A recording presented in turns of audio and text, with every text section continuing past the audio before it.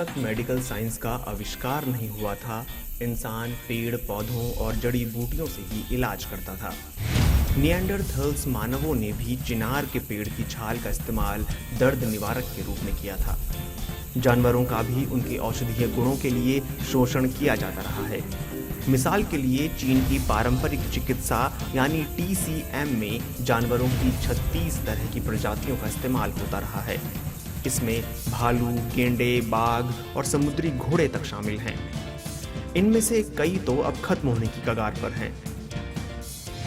अभी पेंगोलिन को कोविड-19 के लिए जिम्मेदार माना जा रहा है, लेकिन हाल के कुछ सालों तक चीन में पारंपरिक चिकित्सा के लिए पेंगोलिन को पाला जाता था।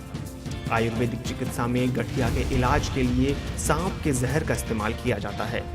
इसी तरह अफ्रीका, दक्षिण अमेरिका और एशिया में टेरेंटुला नाम की जहरीली मकड़ी का इस्तेमाल कई तरह की बीमारियां ठीक करने में किया जाता है। इसमें दांत का दर्द और कैंसर जैसे मर्ज भी शामिल हैं। हालांकि इन पारंपरिक उपचारों के समर्थन में कोई वैज्ञानिक सबूत नहीं है।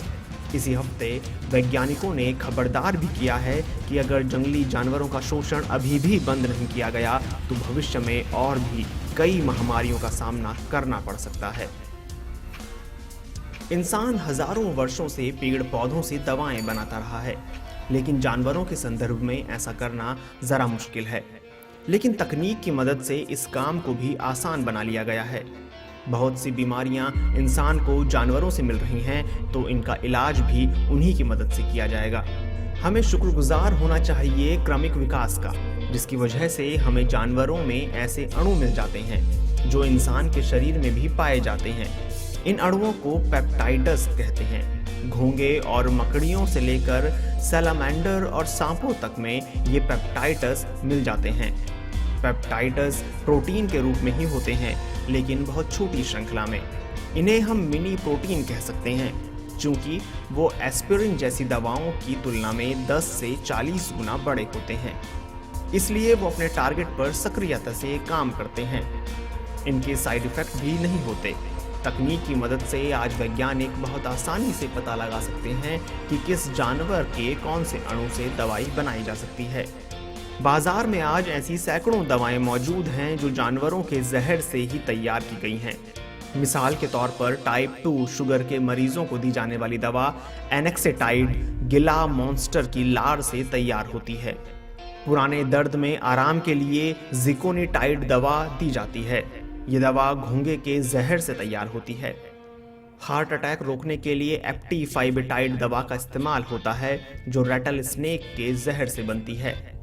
कैप्टोप्रिल एक जानवर से ली गई पहली दवा है, जिसे साल 1981 में अमेरिकी फूड एंड ड्रग एडमिनिस्ट्रेशन यानी FDA से मान्यता मिली थी।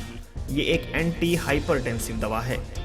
जानवरों के अणुओं से बनने वाली सभी दवाओं में उनका जहर शामिल होता है, लेकिन सभी पशुओं के पास दुर्लभ प्रकार का जहर नहीं होता। ये केवल 2,20,000 प्रजातियों में ही पाया जाता है, जो धरती पर पाए जाने वाली जीवों की प्रजातियों का महज 15% है। हार्ट अटैक के बाद दुनिया में सबसे ज्यादा मौत स्ट्रोक से होती है। हर साल करीब 60 लाख लोग इसी बीमारी से मरते हैं।